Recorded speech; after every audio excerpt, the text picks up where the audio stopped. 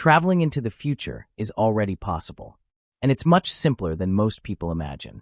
According to Einstein's laws of relativity, time does not flow at the same speed everywhere.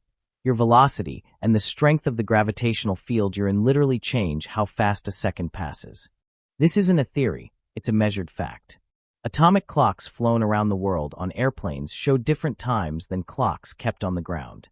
GPS satellites drift by tens of microseconds every single day, and without relativistic corrections, the entire navigation system would collapse. Even astronauts returning from the International Space Station come back having aged slightly less than people on Earth. All of this means one thing: traveling to the future is not science fiction. It already happens. But what kind of future is this? Imagine it's the year 2000. You board a spacecraft capable of traveling near the speed of light.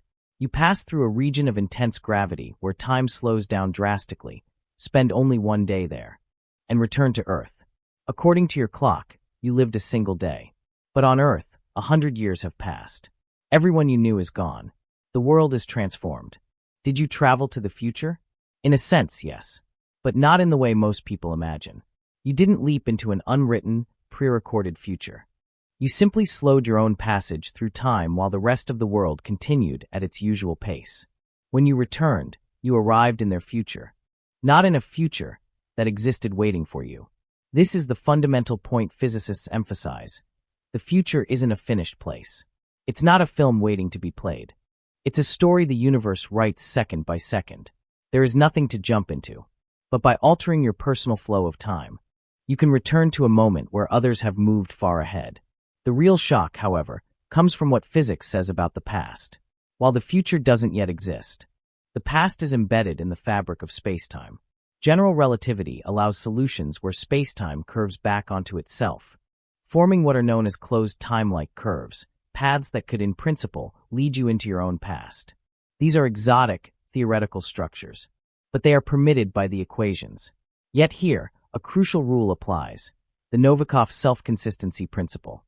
It states that if time travel to the past is possible, the universe only allows journeys that do not create contradictions. You cannot prevent an event that has already happened. You cannot alter history. Any action you take in the past must have already been part of that past. In other words, the past is not editable. It is a read-only archive. And in a way, we already watch the past every night. The light we see from the stars left them years, sometimes millions of years ago. Some of those stars may already be gone, but their ancient light is still traveling toward us. The cosmic microwave background is an image of the infant universe, a literal snapshot of 13-billion-year-old history imprinted in the sky. In the quantum world, delayed choice experiments and quantum erasers create situations that look disturbingly like an influence on the past. Yet most physicists agree, nothing truly retrocausal is happening. Our classical assumptions about cause and effect simply break down. We can observe the past. We cannot rewrite it. Which leads to a deeper question. What is time, really? Some physicists argue for the block universe view, where past, present, and future all exist simultaneously, and we simply experience one slice of this structure. Others believe only the present moment exists, and both past and future are constructs of the mind. No one knows which view is correct. But we do know this: the future is an empty page. The past is a finished chapter, and we exist somewhere in between. Traveling into the future happens constantly. It's built into the structure of space-time itself. But the past remains a fixed, inaccessible record, and the future remains unwritten and unseen. Maybe we've been searching for time travel in the wrong place.